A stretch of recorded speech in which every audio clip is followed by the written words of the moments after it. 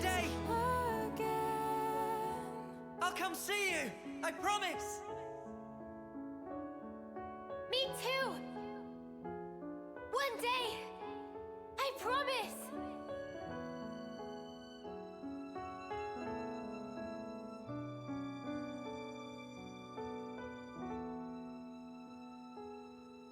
This is the truth of our world.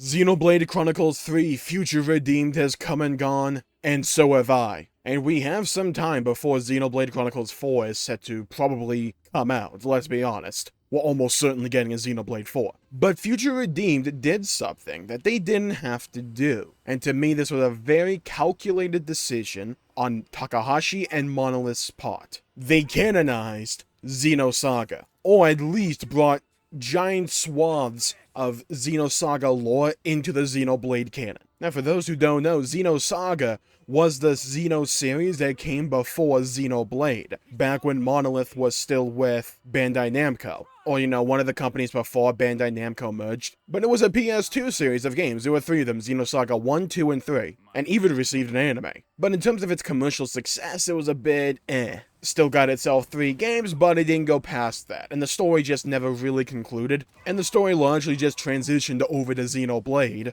which seemingly was a new story, but with some very similar aspects to it, like the Conduit. The Conduit was this giant crystal thing that was shown in Xenoblade 2. Think as if God himself was an object and had all of these various abilities attached to it. And it was a very mysterious thing. It's a very central piece of lore to the Xenoblade story. However, many people called it out because it looked almost identical, including with some aspects of its lore, to the Zohar from Xenosaga. Some people thought, hey, this may just be an interesting throwback to the previous games, but they can't use the Zohar because that's from Xenosaga and Xenogears. So they're gonna call it the Conduit now, and they're gonna tell this new story with Xenoblade. I was one of those people. But then Future Redeemed comes in with a radio, unlike Zack Ryder, and basically within 1 or 2 cutscenes confirms Xenosaga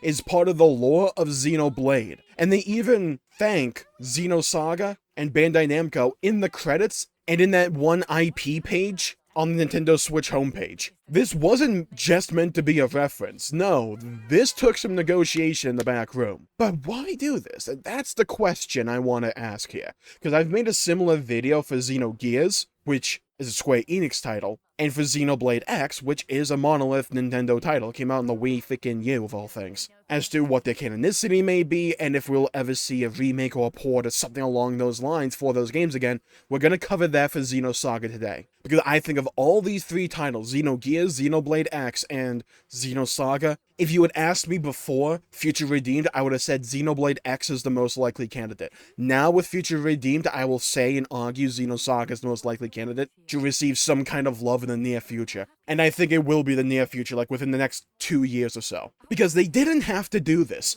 The story of Future Redeemed works just fine. Nothing's lost if you don't have the radio playing, or if you play some generic news broadcast on the radio, instead of essentially calling out Xenosaga lore point by point. And if you don't pretty much just show KOSMOS in the post-credit scene. You can remove those 2 aspects, and Future Redeemed still works. Those were added specifically. Now, Future Redeemed was a bit of a focal point for the Xeno series as a whole. Xenoblade 3 and Xenoblade 3 Future Redeemed had elements of X's gameplay design principles incorporated into its overworld and its overall side content loop and progression system. It was very inspired by different aspects of X's formula. So in that way, Xenoblade 3 kind of served as a reference or a throwback to Xenoblade X. Xenogears, in terms of being a story, from what I've heard, Xenoblade 3's main narrative is essentially point-by-point Xenogears. In a lot of ways. I know that can be said for the other Xenoblade games as well,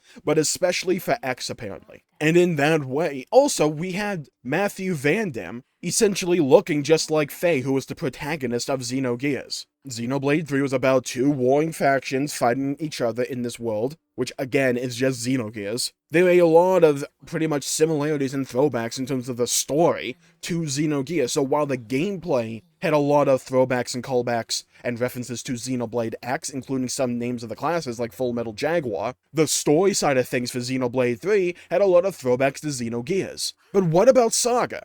Well, they just brought Saga into the canon. So whereas Xenogears was in Xenoblade 3 through its storytelling ideas, Xenosaga was the story. That's like the story in the background. Those are the events we just never seen. To understand Xenoblade, you do not need Xenosaga. You just don't need it. However, if you want to see the full picture of things, Xenosaga is just right there. It's kind of similar when you think about it to Xenoblade 2. If you're a Xenoblade 1 fan and you go into 2, you're thinking that's a completely separate story. And you're thinking that through most of the game. You may catch the occasional reference or two, but most of the time, Xenoblade 2 and Xenoblade 1 just feel like completely separate entities. But then you get to the Malice fight, and Malice busts out a Monado, and you're like, hold on, wait a minute. Monado? He's using Monado arts from Xenoblade 1. Why does he have a Monado from Xenoblade 1? Though it's unique to Malice in visual design. But it's called a Monado. At no other point in Xenoblade 2 is the word Monado ever mentioned. Just when Malice busts out his Monado,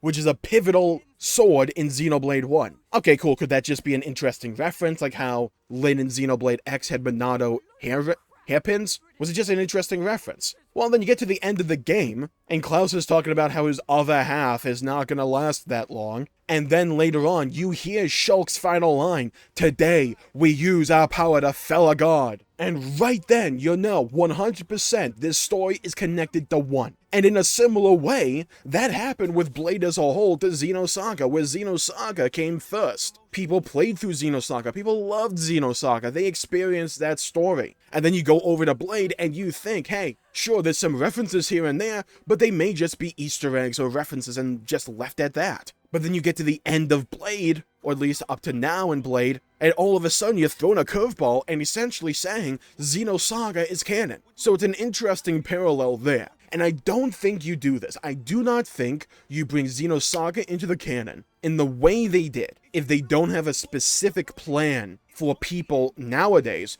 to experience Xenosaga. Because let's be honest, most of the Xeno fans that I hear nowadays are Xenoblade fans. They never played Saga, they never played Gears.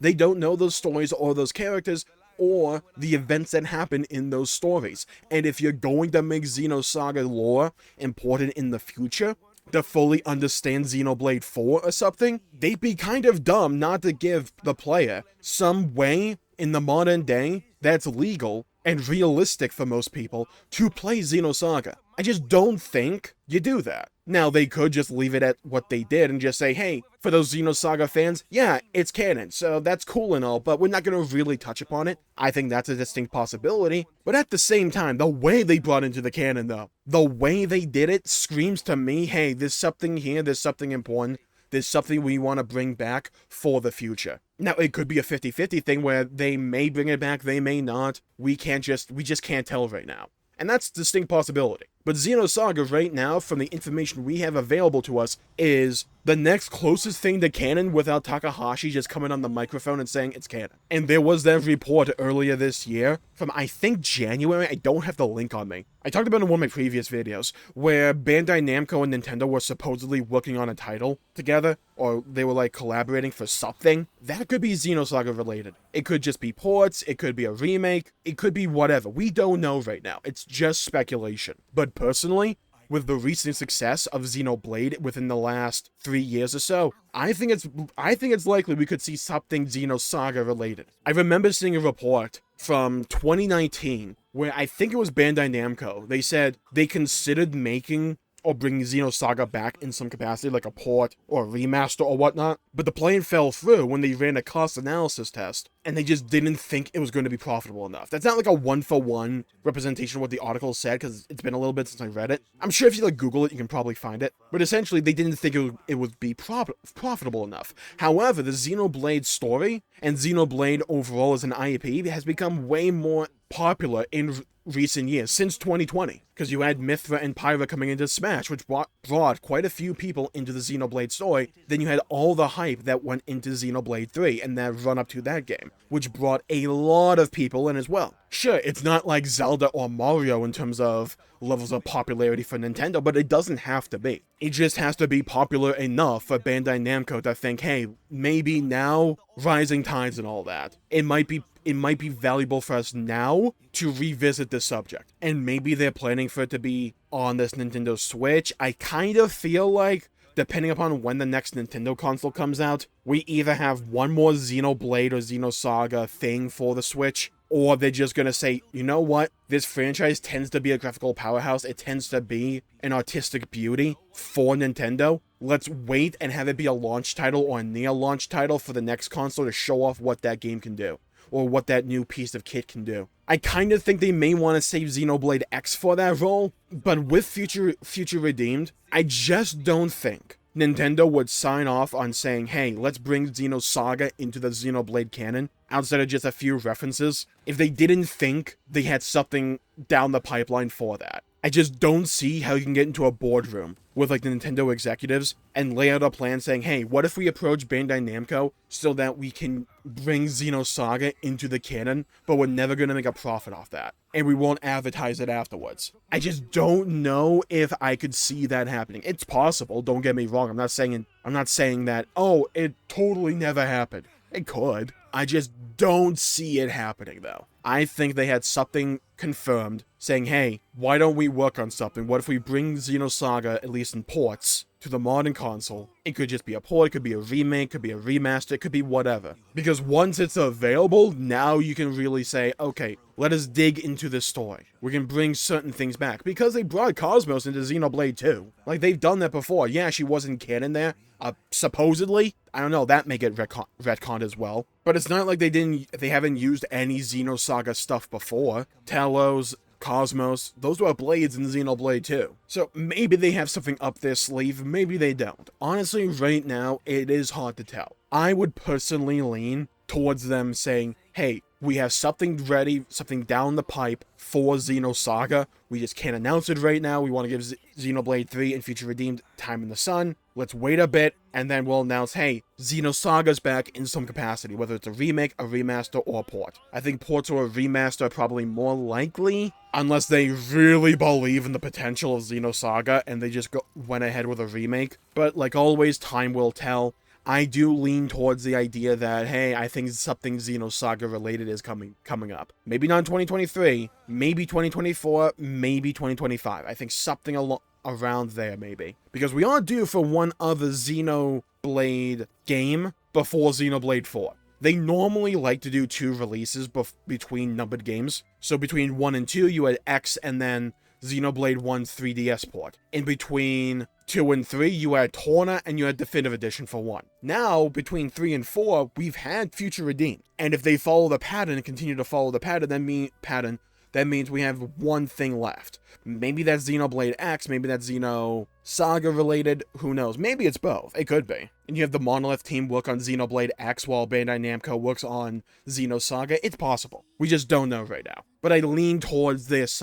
I think something Xenosaga is down the pipeline. I lean towards that more than I'd say no. So I'm going to call the video there for the day. Thank you all for tuning in. My pleasure for making the video. If you enjoyed it, please leave a like and subscribe. It really helps the channel out and helps support future content, and I greatly appreciate it. Stay safe. Have a great day. Go play some video games if you can. And leave a comment down below with, have you played Xenosaga before? And if you have, tell me who your favorite character was. I would love to hear your reasoning and hear your stories. And if you haven't played Xenosaga before, let me know if you would like to, and what you would like to see, a port, a remake, or a remaster. I would love to hear your thoughts, hear your perspectives, and hear your opinions. Stay safe, have a great day, go play some video games if you can, and as always, I'll see you all next time. Bye-bye, everybody, until we meet again.